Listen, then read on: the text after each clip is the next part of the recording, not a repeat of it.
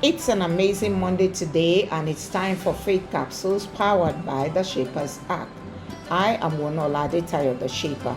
Today's scripture is taken from Ephesians chapter 4 and verse 11. And it gives some apostles, and some prophets, and some evangelists, and some pastors and teachers. Today's scripture documents 5 spiritual functions or general ministry roles that God assigned for effective leadership of the Church of Christ. It is sometimes referred to as the fivefold ministry. Today, we will take a closer look at these roles for deeper understanding. Number 1, apostles. Apostles are sent ones, often church planters and pioneers. They are charged with the mandate to preach the gospel, teach doctrine, and provide spiritual leadership. Peter, as an apostle, preached at Pentecost in Acts chapter 2. He opened ministry to the Gentiles in Acts chapter 10. Paul the apostle traveled extensively, planting churches across the Roman world. He also wrote letters correcting doctrine in the churches. Number 2, prophets.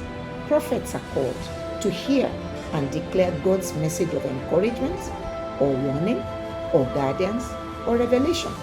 Prophets like Isaiah, Jeremiah, and Elijah personified this role in the Old Testament. And in Acts chapter 11 verse 28, Agabus predicted a famine, and he warned Paul about his imprisonment in Acts chapter 21 verses 10 and 11. Number 3, evangelists.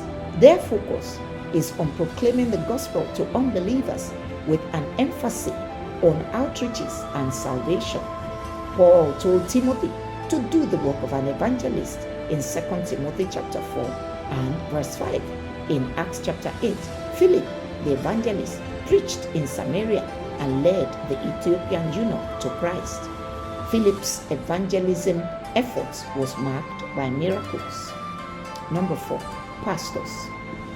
Pastors are largely shepherds, charged primarily with the spiritual care of believers. Jesus called himself the Good Shepherd in John chapter 10 and verse 11. Pastors provide spiritual guidance, counseling, and the nurturing of believers. They lead their local congregations and protect the churches under their care. In 1 Peter chapter 5 and verse 2, Peter admonished pastors to shepherd the flock of God. Timothy and Titus were also admonished to care for and oversee the churches under their care. Number 5, teachers. Teachers explain and instruct in Scripture to help believers grow spiritual depth and build spiritual maturity. In the Bible, Jesus was often referred to as rabbi, meaning teacher. Teachers help members to become grounded in doctrine and protect them from false doctrines and false teachings. Aquila and Priscilla helped Apollos become a more accurate teacher. Acts chapter 18 verses 24 to 26. Paul also taught doctrine in the synagogues and churches. It is important to note, my friends, that these roles are not mutually exclusive. Paul, for example, was both an apostle and a teacher.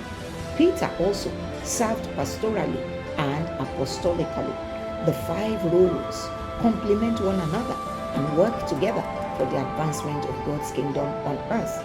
Evangelists bring unbelievers to Christ. Pastors care for them. Teachers ground them in Scripture. Prophets give spiritual direction, and apostles plant more churches. Now that we understand the 5 ministry roles and the purposes they serve, it is our sincere hope that those who are called into these roles will perform their duties wholeheartedly, complementing one another rather than competing.